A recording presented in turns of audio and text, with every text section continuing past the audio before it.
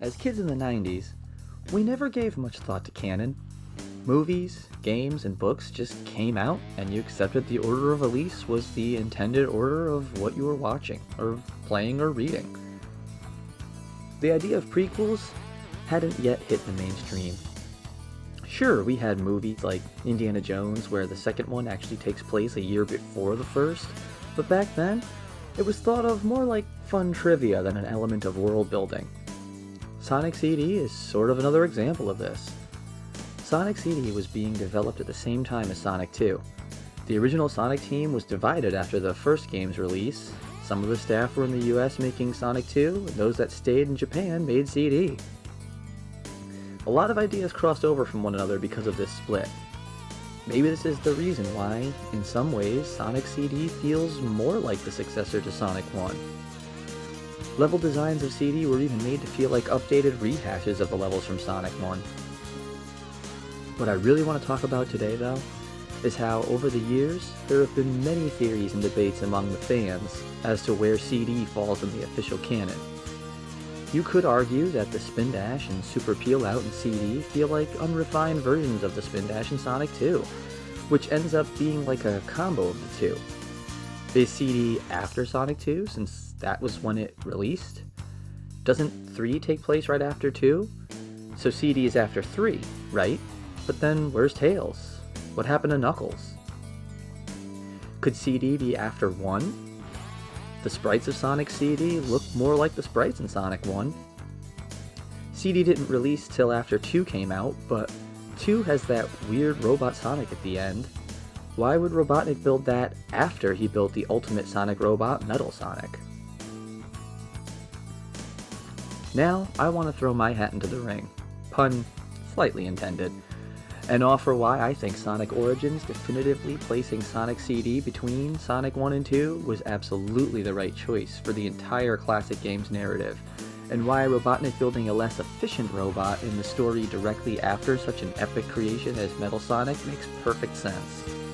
So let's strap on our power sneakers and take off with the sonic boom that is Sonic CD. When talking about Sonic CD and the great debate on where it sits in the timeline, it's important to remember that this game's biggest influences were the Terminator and Back to the Future films. Like those movies, Sonic CD is a game all about time travel. And wonky time physics play a major role in explaining why everything in the classic timeline works the way that it does. It all starts with the bad future. This is where the Back to the Future influence comes into play. It's kind of like old Biff giving young Biff the almanac in Back to the Future 2 and corrupting the present, resulting in an alternate timeline. Essentially, like Sonic CD's bad future, Robotnik sends his machines into the past, which gives him a head start in taking over the planet, while also evolving his tech so that in the future, his technology is far more advanced than it would be through the natural course of time. And that's where things get really interesting in the Sonic timeline. When time traveling in CD, we're never given an actual number of years Sonic travels to past or future, so to make things simple for us, and following on from the Back to the Future analogy, let's say it's an even 30 years in either direction. That would mean that when Robotnik sends his machines to the past to begin the conquest of Little Planet, they have a 30-year head start before Sonic arrives in the present. When Sonic goes to the future, it's a bad future, totally mechanized and polluted, and a place where Robotnik's technology has had a combined 60 years to advance. Because of this advancement, is how Robotnik is able to build Metal Sonic. Metal Sonic is the part of the story where the game takes heavy influence from the Terminator. Metal Sonic is bad future technology. That is to say, he can only exist because of the bad future that was created when Robotnik arrives on Little Planet, and uses the Time Stone's ability to travel freely between past, present, and future. Robotnik and his badniks are there to mechanize the planet, and they use the time to assemble the perfect Sonic killer. You know how in business, companies talk about projections of where they want to take their company for the future? Well, the holograms of Metal Sonic in the past and present are literal projections of what the badniks are building toward for the future. They're there to taunt Sonic and show him what's waiting for him if he's unable to change the past back to what it was before Robotnik showed up.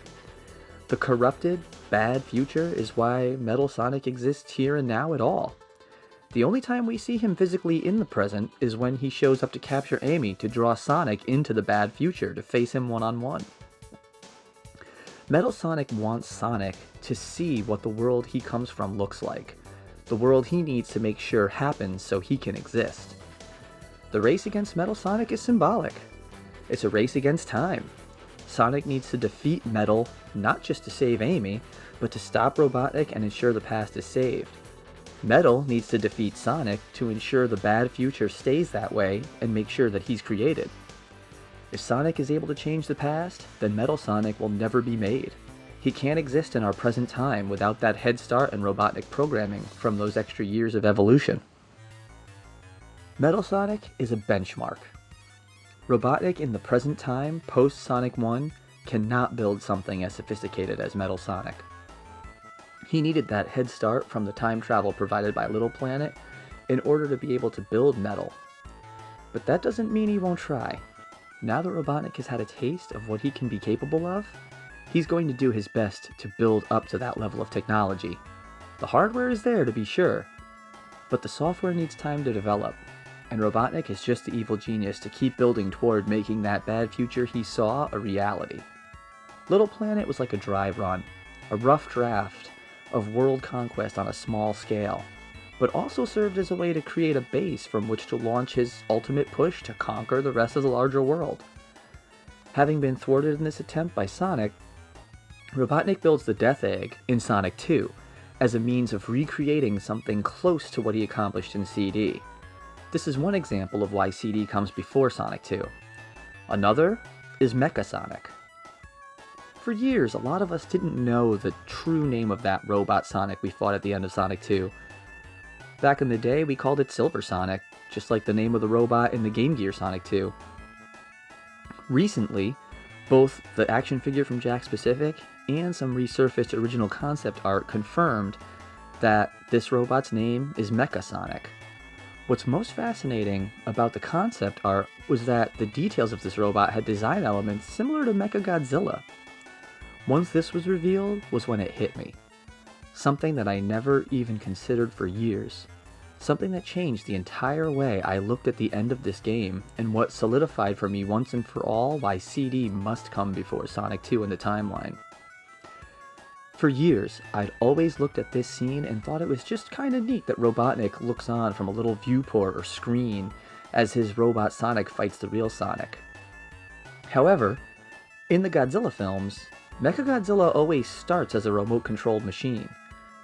Much like the way the Death Egg is a nod to the Death Star from Star Wars and Super Sonic was inspired by the Super Saiyan from Dragon Ball Z, if Mecha Sonic is modeled after Mechagodzilla, then he's a remote-controlled robot. Mecha Sonic can't think on its own the way Metal Sonic can. Metal is for all intents an android, capable of independent thought, built with the sophisticated technology of the bad future. Conversely, Mecha Sonic is a tool built on the fly to defend the Death Egg, controlled directly by Robotnik, toying with Sonic before the final showdown. Like all the other boss fights in Sonic to this point, Robotnik is in control of this machine. His face in the background isn't him watching the fight. This was the developers taking a moment to have you, the player, square off against Dr. Robotnik. Fighting games had just come into popularity around the time Sonic 2 was in development, and this was a moment in the game where the developers said, why not have the player fight Robotnik like they would play against an opponent in the arcade? He's controlling his Sonic, and you control the real one. This penultimate battle is your moment to show Robotnik that you have what it takes to take him out before Sonic squares off with him in the final battle. Robotnik isn't in that screen watching the fight. Robotnik is in that screen looking at you. The classic Sonic games are very much telling a story of the evolution of Robotnik's technology. In the first game, his badniks are mostly completely disguised as animals. Only a small few aren't disguised as a living creature. In Sonic CD, the robots carry on this motif. This shows that CD is still quite early on in the timeline. In Sonic 2, there's a lot more metal showing than in his previous models. The robots look more rushed. They seem a little less disguised. Time isn't on Robotnik's side anymore. This hints that Robotnik has his efforts focused elsewhere on something sinister waiting for Sonic at the end of his journey, the Death Egg. By Sonic 3, the robots almost all look totally robotic, with only a few actually looking like they're disguised as living things. Robotnik's efforts are focused on repairs and a power source for the Death Egg. By Sonic 3, we also see the first hint that his software is advancing too, with the inclusion of powerful Badnik mini-bosses. In the later levels of this adventure, Sonic faces another Mecha Sonic. Mecha Sonic Mark II? That's what I've been calling him. Way back when, this was the robot we used to refer to as Mecha Sonic. But now that that name has been declared as the term for the robot in Sonic 2, I think I'm going to stick with calling this one Mecha Sonic Mark II. Unless maybe it's Mark III, I've seen that name thrown out a lot too. You know what? He's Mecha Sonic Mark II until Sega says otherwise. Anyway, this is another mini-boss, and the first Sonic-based machine Sonic faces in the present that is operating without Robotnik controlling it from the sidelines. This Mega Sonic even shows that it's able to drive an Eggmobile. Still not as sophisticated as Metal Sonic, the Mark II's tactics were clearly pre-programmed by Robotnik. When it fights on its own, it uses a similar pattern to what Robotnik used while controlling the first Mecha Sonic on the Death Egg. However, this new model has a learning computer. The CPU is a neural net processor, a learning computer. After Mark II's defeat, it then tries a new objective, trying to capture once again the Master Emerald for Robotnik, this time against Knuckles. Mark II then goes so far as to figure out how to access the power of the Emerald to achieve a super form to fight Knuckles. This is pretty impressive growth in Robotnik tech in such a short span of time, and proof that it's rapidly evolving. Robotnik's desperate to reclaim the kind of technology he got a taste of in the bad future he created on Little Planet.